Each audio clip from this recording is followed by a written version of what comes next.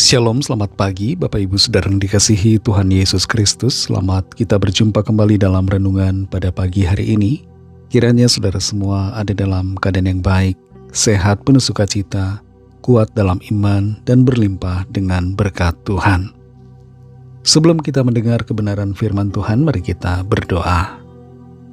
Kami bersyukur ya Bapa, oleh karena berkat kemurahan-Mu, Tuhan sudah menolong kami, menyertai kami, dan kembali memberikan kami kesempatan di hari baru ini.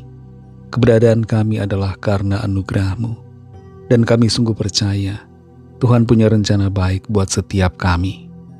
Saat ini kami mau mendengarkan sabda firman-Mu. Urapi kami Roh Kudus supaya kami mengerti dan mentaati akan setiap kehendak-Mu. Dalam nama Tuhan Yesus kami berdoa. Haleluya, amin.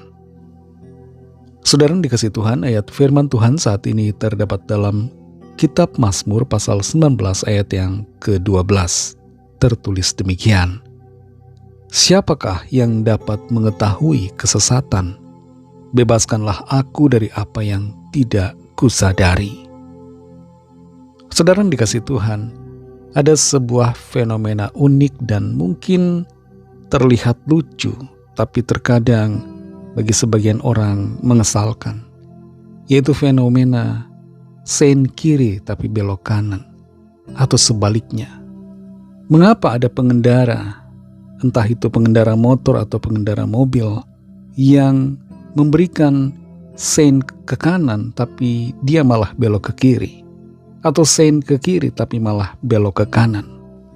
Salah satu penyebabnya adalah karena pada saat dia mau berbelok, beban pikirannya terlalu berlebihan, atau orang itu mengalami disorientasi spasial, tidak menyadari mana kanan dan mana yang kiri. Fenomena ketidaksadaran kita ada kalanya terjadi dalam hal perbuatan dosa. Ada dosa-dosa yang tidak kita sadari telah kita lakukan. Maka tidaklah mengherankan pemazmur di sini menyatakan agar Tuhan membebaskannya dari apa yang tidak dia sadari. Kita perhatikan Mazmur 19 ayat 12 ini. Siapakah yang dapat mengetahui kesesatan? Bebaskanlah aku dari apa yang tidak kusadari. Seringkali kita merasa hidup kita baik-baik saja. Kita merasa kita tidak melakukan dosa. Kita merasa tidak melakukan hal-hal yang tidak benar.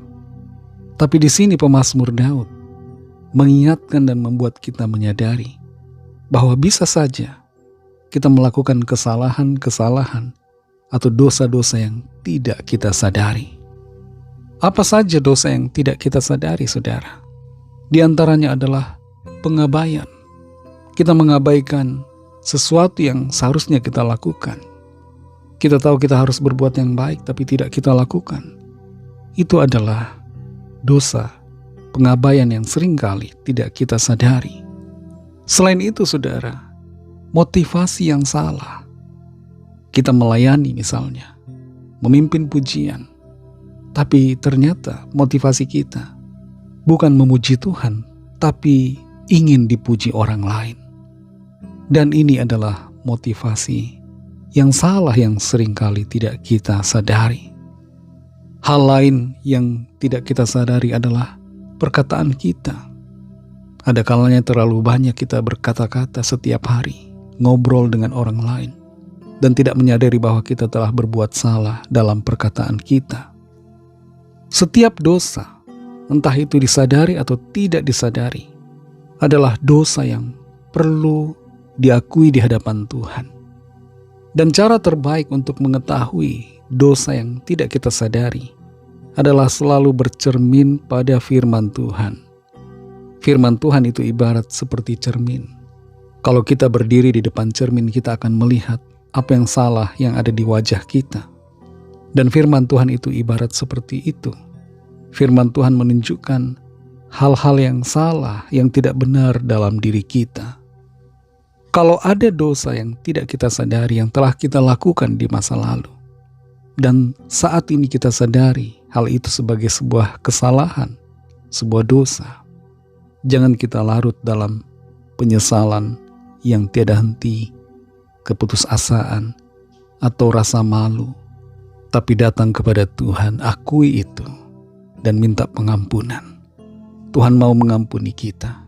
Kasih karunia-Nya mau untuk memulihkan dan menguduskan, serta melayakkan kita. Pengorbanan Tuhan Yesus di kayu salib mencakup semua dosa, entah yang disengaja ataupun yang tidak kita sengaja, yang kita sadari ataupun yang tidak kita sadari. Patut kita bersyukur kepada Tuhan karena anugerah-Nya luar biasa. Kita dapat datang kepada-Nya dan mendapatkan pengampunan. Tapi jangan berhenti di bersyukur saja. Mari terus koreksi diri, minta pimpinan Roh Kudus agar kita mengerti dan sadar serta tidak lagi melakukan dosa-dosa. Mari kita berdoa. Terima kasih Tuhan Yesus untuk firman-Mu yang sudah kami dengar. Firman-Mu menjadi pertolongan, kekuatan, tuntunan bagi kami, untuk kami hidup benar di hadapan-Mu. Ampuni kami Tuhan akan dosa-dosa yang tidak kami sadari, yang tidak kami sengaja, yang tidak terpikirkan oleh kami, yang tidak sadar kami telah berbuat dalam pikiran, perkataan, ataupun tindakan kami. Ampuni kami dan kuduskan kami. Layakkan kami kembali di hadapan-Mu. Terima kasih karena oleh kuasa darah-Mu kami disucikan dan diampuni. Terima kasih untuk pembenaran dan pengampunan yang daripada-Mu. Berkati kami Tuhan di sepanjang hari ini, dalam segala tugas dan aktivitas kami. Pimpin dan sertai kami, agar hidup kami senantiasa berkemenangan oleh kuasa-Mu, dan kehidupan kami menyenangkan hati-Mu. Lawatlah setiap kami Tuhan, yang sakit disembuhkan, yang lemah dikuatkan, yang susah dihiburkan, yang putus asa diberi semangat baru, yang terikat dilepaskan, yang sedang dalam pergumulan mendapatkan jalan keluar ajaib. Mujizat-Mu dinyatakan. Berkati bangsa kami Indonesia dan juga semua bangsa di dunia ini. Berikanlah keamanan, kedamaian, dan kesejahteraan. Dan curahkanlah rahmat kasih karunia-Mu, agar setiap orang mengalami keselamatan yang daripada-Mu. Kami serahkan semuanya ke dalam tangan kasih-Mu. Dalam nama-Mu yang kudus, nama Tuhan Yesus Kristus, kami sudah berdoa dan mengucap syukur. Haleluya. Mari sama-sama kita berdoa, doa Bapa kami.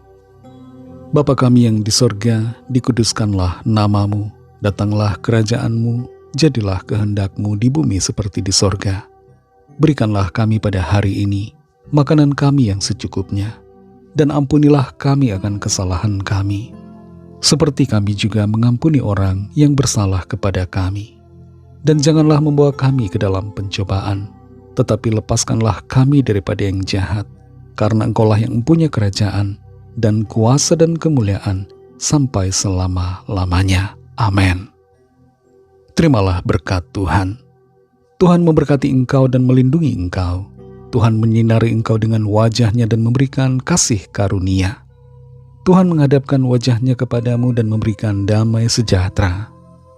Berkat dan anugerah Allah Bapa, kasih karunia dari Tuhan Yesus Kristus, dalam persekutuan dengan Roh Kudus, menyertai saudara semua, sekarang ini dan sampai Maranatha, Tuhan Yesus datang kembali, dan bahkan sampai selama-lamanya.